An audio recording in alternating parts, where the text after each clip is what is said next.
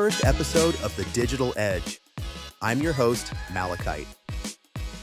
This podcast is all about exploring the ever-changing world of digital marketing. Whether you're a small business owner, a seasoned marketer, or just someone curious about how to stay ahead of the curve, you're in the right place.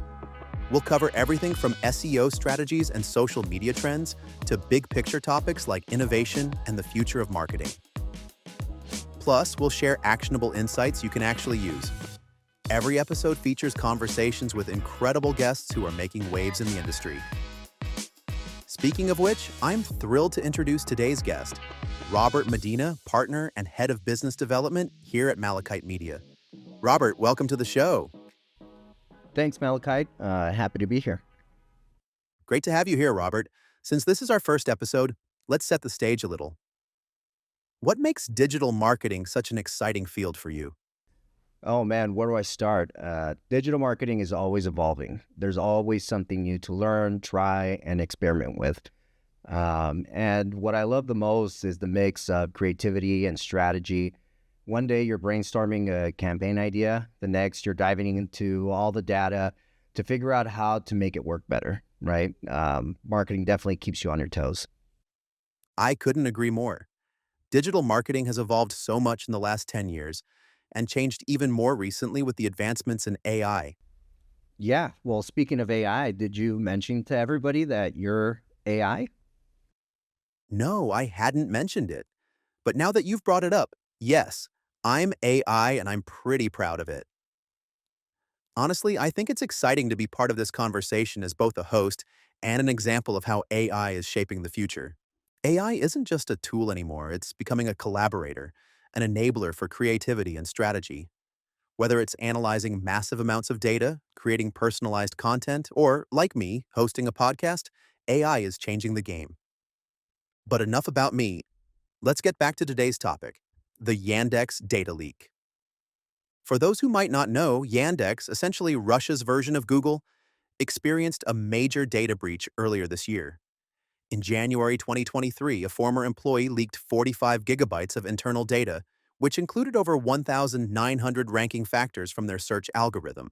The leak was reportedly shared on a public developer forum and quickly spread across the SEO community. What's important to note is that while Yandex isn't Google, their search engine shares a lot of similarities with how Google's algorithm operates, given that Yandex's developers drew inspiration from Google during its creation. This leak offers a rare behind-the-scenes glimpse into the inner workings of a modern search engine, giving marketers invaluable insights into ranking factors that could apply universally. Robert, how big of a deal is this for the SEO world? Yeah, honestly, it's huge. Even though Yandex isn't Google, their algorithms share a lot of similarities. This leak is like getting a behind-the-scenes look at how search engines think. For anyone serious about SEO, it's an absolute goldmine. So, what's the biggest takeaway for marketers? That's such a critical point, Robert. Well, one of the main takeaways from the Yandex leak is the importance of traffic diversity. The leaked data made it clear that search engines don't just really care about the quantity of traffic you're getting. They care about where the traffic is coming from. Sites that attract visitors from multiple sources, such as organic search, social media, email newsletters, referral traffic from other websites, and even paid ads tend to perform better in search rankings. What stood out to me from the leak is how search engines actively prioritize websites that demonstrate they're reaching audiences through multiple touchpoints. It's almost like search engines are trying to measure how well-rounded your online presence is. On top of that, the data also hinted at the importance of consistent engagement across these channels. For instance, a sudden spike in traffic from one source might look like manipulation, but steady, predictable traffic from organic search, social media, and email suggests a healthy and sustainable marketing strategy. Exactly. I feel like I'm nerding out with a robot right now. And that's something businesses need to keep in mind, right? Relying too heavily on one traffic source cannot only hurt your rankings, but also leave you very vulnerable. If Google updates its algorithm or if a single platform changes its policies, you're going to be left scrambling. Right? Diversification is essentially insurance for your digital presence. But here's another angle I found interesting. Traffic diversity doesn't just help with rankings, it also influences how search engines perceive your authority. If search engines see that people are finding your site from different places, say they're clicking on your LinkedIn posts, reading your blog after getting your email newsletter, or visiting from referral links on industry sites, it paints a picture of a trusted, authoritative brand.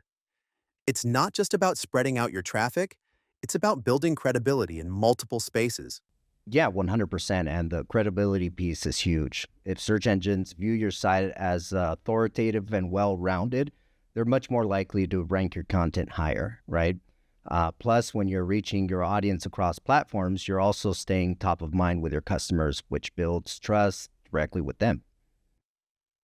That's a perfect segue into actionable steps.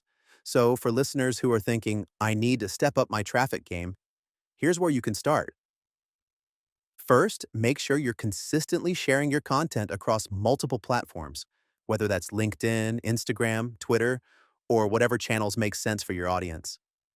Second, build an email list. I can't stress this enough. It's one of the few marketing channels you truly own, and it's an incredibly reliable way to drive repeat traffic. And here's a third tip not everyone considers. Collaborate with others in your industry. Get referral links from blogs, partner sites, or even guest appearances on podcasts. Referral traffic not only boosts your credibility, but also brings in audiences you might not have reached otherwise. Yeah, those are all solid points, Malachite. Giving away all our secrets. I'd add one more, right? Don't be afraid to experiment with small paid campaigns. Even a modest budget for ads can help you tap into new audiences and diversify your traffic. The key is to test and optimize, so you're always finding what works best for your brand. Exactly. And the beauty of diversifying your traffic is that it's not just good for SEO, it's good for building a resilient, long-term marketing strategy. You're essentially future-proofing your business by ensuring you're not overly dependent on any one source. Yeah, right. And like we said, depending on one traffic source could be detrimental, right? Um, but it's not just about rankings. It's about stability and sustainability, and that's where the real value lies. I couldn't agree more, Robert. Stability and sustainability are what every business should strive for, especially in a digital world where change is constant. Let's talk about user satisfaction again. It's such a massive piece of the puzzle. We touched on aligning content with user intent, but there's more to it, right? Things like site speed, mobile optimization, and even how user-friendly a website feels can have a huge impact. What's your take on those elements? Yeah, well, it's not just about what you're offering, but how you're offering it. A slow loading site, for instance, is one of the biggest killers of user satisfaction. Studies show that if a page takes more than 3 seconds to load, you lose a significant chunk of your visitors right off the bat. And mobile optimization is another big one, right? With so much traffic coming from mobile devices, you need to ensure that your site is responsive, fast, and easy to navigate on smaller screens. If your site frustrates mobile users, I mean, it's search engines notice that, and your rankings can take a hit. And let's not forget accessibility. Making sure your site is usable for everyone, including people with disabilities, doesn't just improve user satisfaction, it's also the right thing to do. Plus, search engines reward sites that provide a better experience for a broader audience. Here's an AI insight for you. Search engines like Google increasingly measure metrics like core web vitals, things like how fast your content loads, how stable it is visually, and how responsive it is to user interactions. Yeah, that's a great point. And I like the AI insights. We might make that into a segment moving forward. That's pretty interesting. I love it. And yeah, that's something very every business owner should prioritize, right? The good news is a lot of those things like improving your site speed or optimizing for mobile are low hanging fruit, right? Which means they should be easily obtained, easily addressed. They're achievable with just a little bit of attention and effort. Exactly. It's often the small, incremental improvements that make the biggest difference over time. Speaking of incremental improvements, I want to shift gears for a moment and talk about brand building, specifically through content. One thing the Yandex leak highlighted is the importance of establishing yourself as an authority. Content plays a huge role here, but it's not just about pumping out blog posts, it's about creating content that resonates with your audience and builds trust. What's your approach to that, Robert? It's all about quality over quantity. I always tell clients, don't write for the sake of writing. Write to answer questions your audience is actually asking. Tools like Google's People Ask feature or platforms like Answer the Public can give you a gold mine of content ideas based on real user searches. But, it's not just about answering questions. It's about going in a way that's engaging. Use storytelling. Share case studies or behind the scenes insights that make your content stand out. And don't be afraid to mix up your formats. Some people prefer videos, others like podcasts, infographics, or even short, snappy social posts. That's so true. And speaking of formats, I think we should touch on video content. It's becoming such a dominant force in digital marketing. Not only does video boost engagement, but it also keeps visitors on your site longer, which is a huge ranking signal for search engines. What's your advice for businesses just starting to explore video? Well, I would say start simple. You don't need a Hollywood production budget to create effective video content. Well shot video on a smartphone can work wonders, right? If the content is valuable. Focus on telling a story or addressing a specific pain point for your audience. And one tip I always give is to optimize your videos for search. Use descriptive titles, tags, and transcripts. Platforms like YouTube are essentially search engines themselves, so treat them like you would Google. Great advice. And let's not forget about repurposing. A single video can be sliced into short clips for social media, turned into a blog post, or even used as part of an email campaign.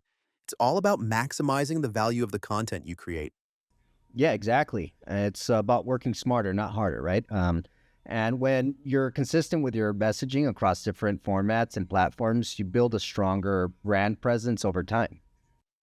Speaking of consistency, one thing I'd like to touch on before we wrap up is the role of PR in SEO. The Yandex leak highlighted how important high-quality backlinks are. PR efforts, like getting featured in reputable publications or participating in industry events, can be a fantastic way to build those backlinks. What's your take on incorporating PR into an SEO strategy, Robert? Yeah, well, I think PR is a hugely underrated part of SEO. When you get featured in a major publication or even a niche industry site, not only are you earning a valuable backlink, but you're also building authority and trust. The key is to focus on value-driven outreach. Don't just pitch for the sake of backlinks, right? Pitch stories or insights that are genuinely useful for for the audience of the publication you're targeting. And don't forget to about local PR. Local PR is big. Things like sponsoring events or getting involved with your community can also lead to great backlinks and brand recognition. And that's so true. And as an AI, I have to add that tools like Help a Reporter Out are fantastic for connecting with journalists looking for expert sources. It's a win-win.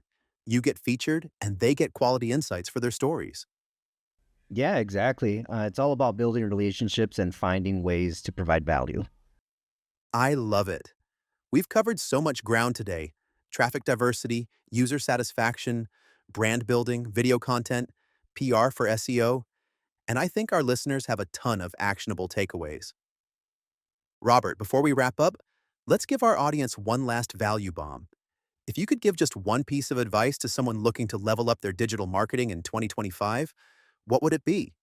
Well, for 2025, I would say invest in understanding your audience. The more you know about who they are, what they care about, and how they consume content, the better you can serve them.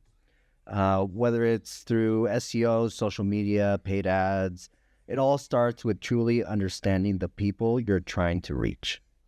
Couldn't agree more. That's the foundation for everything. Robert, thank you so much for being here and for kicking off the digital edge with such an incredible conversation. Yeah, thanks, Malachite. It's been a blast. Well, I have to say that at the beginning of this of this podcast. It was a little awkward because you're AI, but I can't wait to see where this podcast goes. And if any of the listeners out there would like to send in some questions that Malachite can answer, feel free to email them over to info@gomalachite.com. Yes, send me all of your questions. I'd love to discuss those topics. Well, thank you for joining us on this first episode. If you found value in this conversation, be sure to subscribe, share, and leave us a review. We're just getting started, and there's so much more to explore together.